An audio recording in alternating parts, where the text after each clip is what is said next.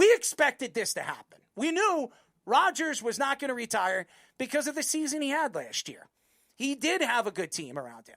Now, the Jets obviously put him in a good position. They went after Devontae Adams. They added all these different Packers. They thought it would make him feel comfortable. And he didn't, I wouldn't say he laid up a lousy goose egg for the New York Jets, but he didn't give the Jets what the Jets wanted him to give them. And that was a playoff appearance and maybe a contending team over the last 2 years. As we all know, Aaron Rodgers went down the first game of the season against the one and only Pittsburgh Steelers. Was it the Pittsburgh? I'm sorry, no. Bills. It was the Bills. I'm sorry. The Buffalo Bills. He ran out on the field with the flag, the American flag. Looked like he was Captain America, and he was going to save the world in all of green, where the lights were down and dim, and the lights were flashing on Aaron Rodgers. Ladies and gentlemen, he couldn't even stay on the field for 4 plays. He eventually tore his Achilles. He was out for the rest of the season. Tried to come back. Thank God he didn't. He came back last year. Netflix put on a documentary that made Aaron Rodgers look so special, look so fantastic. And again, he came in a season that looked like he didn't want to play. He seriously didn't want to play. And even though his numbers don't look bad, the perimeter of what you thought Aaron Rodgers was going to give the New York Jets is just absolutely appalling. Now, when you look at these numbers, they could be the best numbers we've seen a Jets quarterback put up in about 25 years. So when you expected it from the great Aaron Rodgers, did he deliver? The problem with Aaron Rodgers, he didn't deliver in a situation where it gave them an opportunity to win. His numbers basically came at the end of the game. It basically came when the Jets were out of that game. They weren't winning that game. They were down by 14, 17 points in the fourth quarter with 10 minutes left, where the Jets were going to have to make an unbelievable run to win that game. And the Jets have never done that. As a matter of fact, the last time I remember the Jets coming back from a significant lead was against the Miami Dolphins when John Hall kicked a field goal to win the game for the New York Jets. I remember that was like in the late 90s, okay? That's the last time I remember the Jets coming back from an incredible, it looked like an incredible loss. The Jets have been an organization that have been looking for a quarterback. And the same thing I could say for the Pittsburgh Steelers. I could say that for probably, I would say 14 teams in the NFL still looking for a quarterback. First-round draft picks, second-round draft picks, third-round draft picks. They can't find them because it's very hard to find a number one another one quarterback. That tells you what I'm thinking about last night's Edmonton Oilers game. We'll get into that a little bit later. But Aaron Rodgers is, to me, the best quarterback in the last 15 years. If you look at Aaron Rodgers' numbers, and Speedy, could you sit still for 5 seconds? 5 seconds! He's like this. He's like da-da-da-da. Aaron Rodgers has not been the same quarterback really for the last 4 years. The last time I remember Aaron Rodgers put up those numbers that really stood out to me was when they faced San Francisco in the first round, and they were the number one team in the NFL. They lost. It was snowing. I remember it was in Wisconsin, and a lot of people thought that was Aaron Rodgers' last year, and they probably were right. And then you look at what Aaron Rodgers has delivered the last 3 years. It was one season because he missed one. And it's not good. And I'm not saying Aaron Rodgers going to the Pittsburgh Steelers is not going to give you a good quarterback play. Only time will tell. The Pittsburgh Steelers last year had problems with their offensive line. The Pittsburgh Steelers last year were undecided who their starting quarterback was. They had Justin Fields, who's now a New York Jet quarterback. It was kind of like a flip-flop. They had Justin Fields that was 4-2 at one point, 4-1 at one point with the Pittsburgh Steelers. And then after the sixth game, they decided to start Russell Wilson when he was 100% healthy. And Russell Wilson got him into the playoffs, and what happened? Once again, 8 years in a row, get eliminated in the first round. I don't care how talented the Pittsburgh Steelers defense is. And then they make a trade. George Pickens, there were stories coming out from the Pittsburgh Steelers at the end of the season that George Pickens wasn't happy. He didn't like the coaching staff. He didn't like some of the players that he was playing with. Well, they eventually shipped him out to the Cowboys, and we'll see how that works.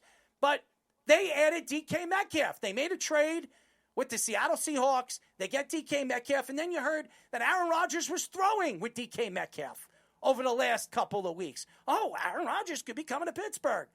But it took him what, a month and a half to decide? And I don't want to hear it from the Pittsburgh Steelers and the organization and Art Rooney. Well, we knew he was going to come. We knew that he was going to play another season.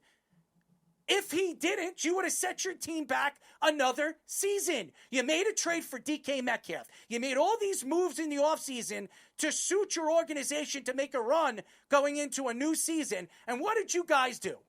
What did you guys do? You waited for Aaron Rodgers, just like the New York Jets did, just like the Green Bay Packers did. And we all know the Green Bay Packers and the stories behind the Green Bay. And this is a perfect night to talk about the Green Bay Packers because we're going to have one of the greatest Green Bay Packer defensive players of all time coming on the show. So it'll be fun to hear what he has to say from this absolute debacle. And he never really played with Aaron Rodgers. Aaron Rodgers was a backup quarterback. He was sitting at the tail end of his career. But I don't think Leroy actually played with Aaron Rodgers. But nevertheless, you look at this situation with the Pittsburgh Steelers, they're in a division that is really run by the Baltimore Ravens. Lamar Jackson is the best player right now in the NFL. He's the best quarterback. I don't want to hear about Patrick Mahomes. I don't want to hear about Joe Burrow, who, by the way, Joe Burrow's in the same division as the Pittsburgh Steelers and Lamar Jackson. If you think about the quarterback play in this division, it's probably the best in the league when you add the additions of Lamar Jackson, Joe Burrow, and now Aaron Rodgers. And Aaron Rodgers, like I said, to me in the last 15 years, is the best quarterback in the NFL. That's over Tom Brady. Yes, Tom Brady is a winning quarterback. Yes, over Peyton Manning, over Drew Brees. If you look at the numbers don't lie. The completion percentage and what Aaron Rodgers does well. Yeah, he won one championship. It's very hard to win a championship. It is.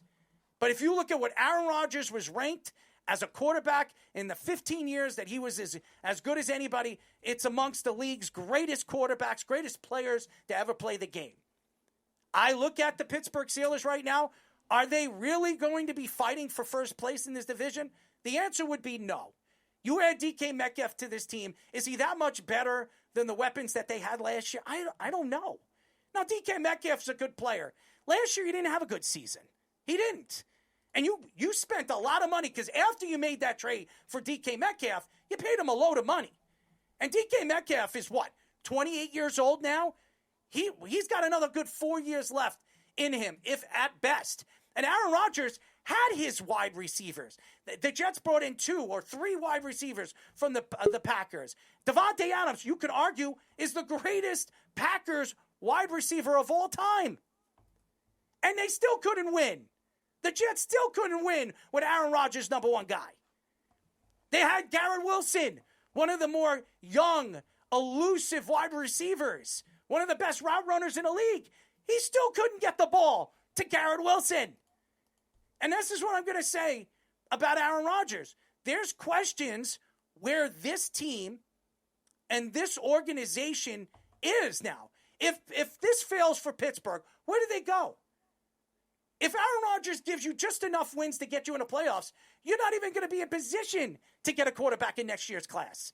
Because there's 5 good ones, and they're probably all going to go in the top 10 or top 12. If Aaron Rodgers gets you 9 or 10 wins and you sneak into the playoffs, are you going to get one of those guys? The answer would be no.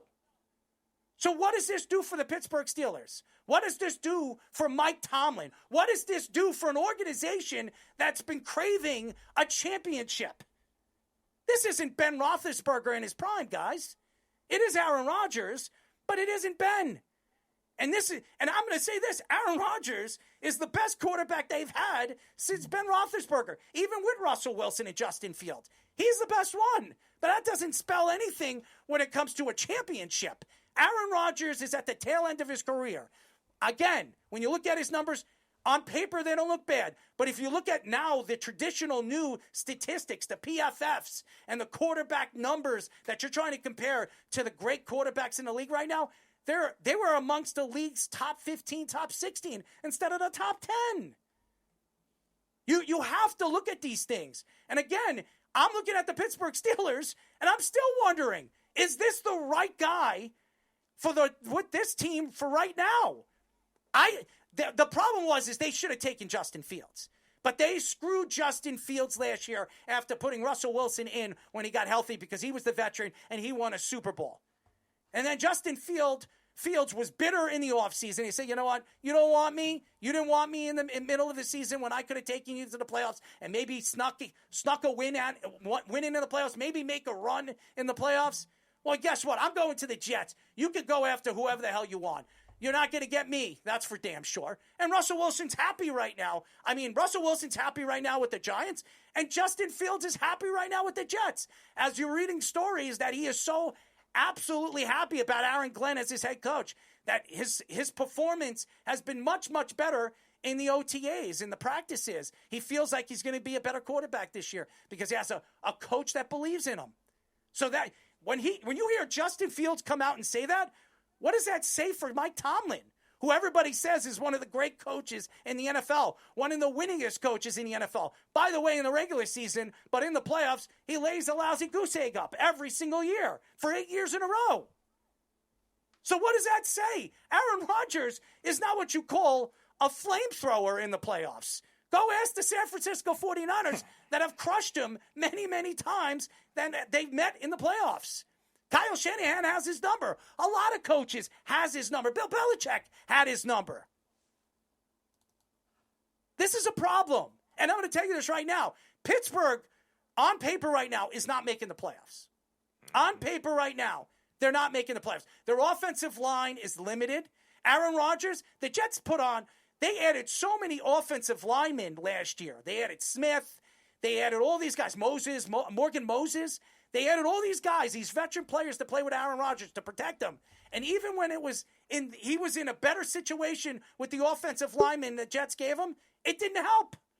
It didn't help. And Aaron Rodgers made excuses that he couldn't plant his feet. He couldn't stand in the pocket. He was running for dear life. You wanted all these guys. You asked the Jets to deliver, and they delivered it. They traded a third-round draft pick for Davante Adams. Davante Adams put up numbers. You didn't.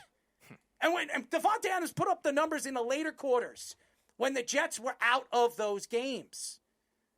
And that's, again, goes to the situation for the Pittsburgh Steelers. Are you willing to believe in Aaron Rodgers, by the way, who's now showing up to mandatory OTAs? He didn't practice with the team. He hasn't gone to these camps. He decided when he wanted to sign that contract. That tells me Mike Tomlin doesn't have control. That tells me Art Rooney doesn't have control. That tells me Aaron is in the driver's seat. And that, you know what that spells? Ask Tom Brady, who always showed up to OTAs, practically showed up to all the practices. Go ask Ben Roethlisberger when he was playing for the Pittsburgh Steelers, even if he was trying to rape people in bars and drive his motorcycle into cars or whatever the hell he was doing in his spare time. And all these guys, Phillip Rivers, Eli Manning, they all showed up to these not even non-mandatory practices. They were there with his teammates trying to build relationships. Aaron Rodgers does whatever he wants. And this is coming from an Aaron Rodgers fan. You don't want Aaron Rodgers to believe that he's in charge. You don't want Aaron Rodgers to think that he is in charge and he's in the driver's seat, because that tells the coach he has no control of this team. He doesn't have any control of what Aaron Rodgers is going to do in the locker room or what he's going to do on a football field.